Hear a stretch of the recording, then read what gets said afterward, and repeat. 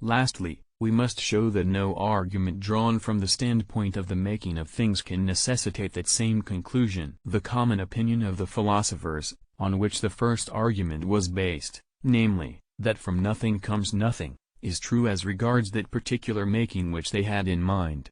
Since our knowledge originates in sense perception, which is concerned with singular things, the progress of human thought has been from particular to universal considerations.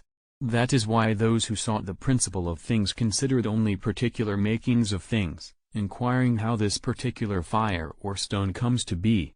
And so those who came first, considering the making of things in a more extrinsic fashion than they needed to, claimed that a thing is made only as concerns certain accidental dispositions, such as rarity, density, and the like, and consequently they said that to be made was nothing else than to be altered, and this they held because it was their understanding that each and everything was made from a being actually existing. But later thinkers, considering the making of things from a more intrinsic point of view, advanced to the problem of the making of things in terms of their substance, and they maintained that from an actually existing being a thing need be made only in an accidental respect, but that from a being potentially existent it is made in essential fashion. But this making, namely, of a being from any being whatever, is that of a particular being, one that is made inasmuch as it is this being, a man or a fire, for example, but not inasmuch as it is, universally, because there was previously existent being that is transformed into this being.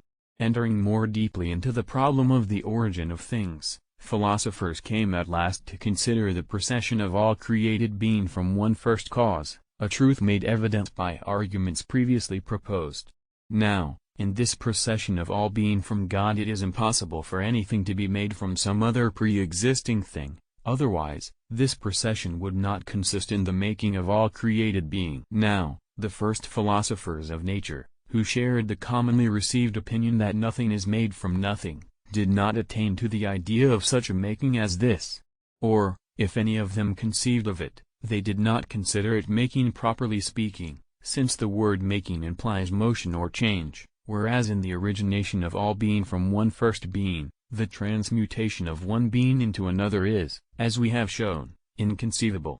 And on this account it is the business not of the philosopher of nature to consider the origination, but of the metaphysician, who considers universal being in things existing apart from motion. Nevertheless, in virtue of a certain likeness we transfer the word making even to that origination of things, saying that anything at all whose essence or nature originates from something else is made. From this we see that the second argument, based on the concept of motion, is also inconclusive. For creation can be called a change only in a metaphorical sense, that is, only so far as the created thing is thought of as having been after not being. Even as with things not mutually transformed we say that one comes to be from another simply because one succeeds the other, for instance, that day comes from night.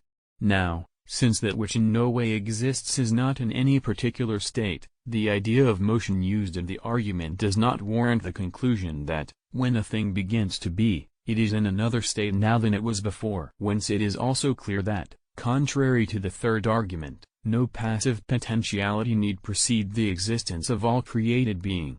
Such a necessity obtains in the case of things that come into being by way of motion, for motion is the act of a thing existing potentially. But before a created thing missed it, its existence was possible, in virtue of the power of its agent, by which also it began to be.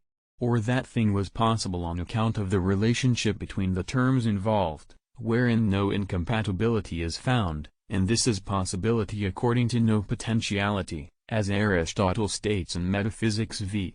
For the predicate, act of being, is not incompatible with the subject, world or man, as commensurable is incompatible with diameter. It therefore follows that the existence of the world or of man is not impossible, and, consequently, that before they actually existed their existence was possible, even in the absence of all potentiality. On the other hand, things produced by way of motion must be previously possible by virtue of a passive potentiality, and when Aristotle uses this argument in Metaphysics 7 it is to these things that he refers. Moreover, from what has been said it is clear that the fourth argument likewise misses the mark. For, in things made by way of motion, to be made and to be are not simultaneous, because the production of such things involves succession. But in things that are not made by way of motion, the making does not precede the being. In the light of all this, then, it is clear that nothing stands in the way of one's holding that the world has not always existed, a truth which the Catholic faith affirms. In the beginning God created heaven and earth, and in the book of Proverbs it is said of God, before he made anything from the beginning, etc.